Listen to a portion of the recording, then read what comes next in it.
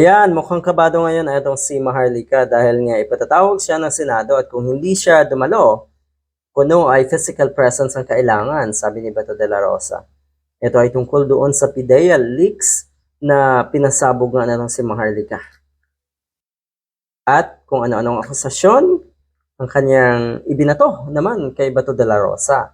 Na kesyo kuno ay mukhang nabayaran, na kesyo kuno ay mukhang malamya yung investigasyon, at mukhang papabor nga kay Marcos Jr.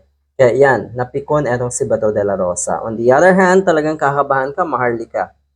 Dahil kung hindi, ay posibleng ikaw rin ay mapatawan ng contempt order at ma-issuehan ng warrant of arrest kung hindi ka dumalo dito sa pagdinig na ito ng Senado.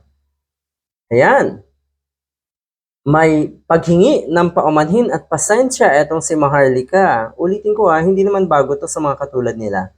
Sila-sila ang nagbabanggaan, sila-sila ang nagkakagatan, at sila-sila ang naglalabasan ng kanilang baho. 'Di ba? Napikon si Senator Bato sa akin, "We are friends, nanghihingi ako ng pasensya sa iyo kasi nagtatanong lang naman daw siya kung bayaran." Pero yun nga, insinuating pa rin yun 'di ba, na, "Uy, bayaran ka." Patanong man yan o kung anong paraan or paano binitawan yung statement mo na yan. Sana po as a senator at as PNP, you have or dapat you have to be tough. Nabigyan niyo patuloy ako ng limelight sa Senado and I am enjoying it. Humihingi ako ng pasensya sa inyo dahil sa disrupt or na-disrupt ko ang hearing unintentionally. Yon. We met daw many times. So mga friends sila, hindi daw sila totoong magkaaway. So you see, yan po ang sistema, yan po ang kadalasang nangyayari dito sa mga diehard na kuno ay hindi naman sila magkaaway pero naglalabasan ng baho at nagbabatuhan ng akusasyon. Katulad ng sinabi natin si Robin Padilla na ayaw ng gulo, hindi daw anti-BBM, ito si Digong, pero kabaliktaran yung ginagawa at nangyayari. Ganyan po magkunwari itong mga pulpul na politiko na ito na napakaliwanag na ang niloloko niyo po ay ang taong bayan.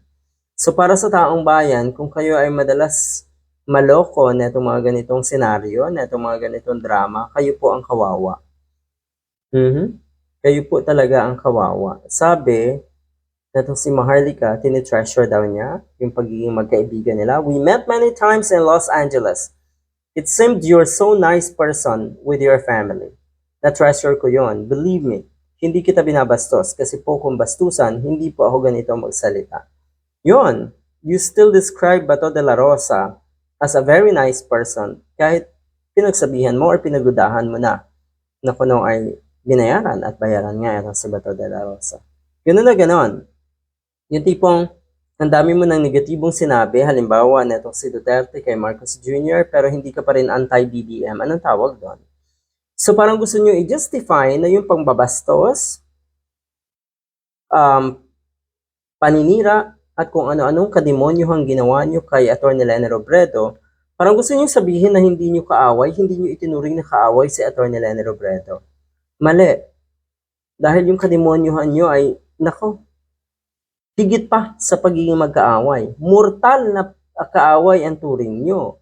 Pero gusto nyo i-justify na yung mga yun ay normal lang. At hindi daw kayo or hindi daw tinuturing na kaaway ang isang Atty. Leni Robredo. Lalo na po para sa mga diehard at syempre para sa mga loyalista nga ni Marcos Jr. Ang tindi, no? Baluktot na talaga ang kaisipan na itong mga ito. Baliktad ang pag-iisip. Nakakalungkot, nakakadismaya na hindi lang po or kung yung mga ganitong klaseng personalidad ay nababaluktot ang kaisipan. Maano pa kaya yung mga kababayan natin na hindi naman kasing dunong, hindi naman kasing taas ng pinag-aralan ng mga katulad na itong personalidad na ito ng mga diehard at mga loyalista. 'Di ba?